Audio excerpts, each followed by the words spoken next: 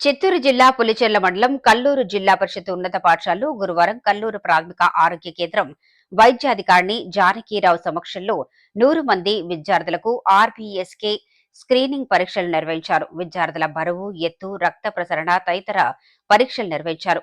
వైద్యాధికారిణి విద్యార్థులకు ఆరోగ్య జాగ్రత్తలు, పౌష్టికాహారం, వ్యాధులు సోకినప్పుడు తీసుకోవాల్సిన జాగ్రత్తల గురించి అవగాహన కల్పించారు.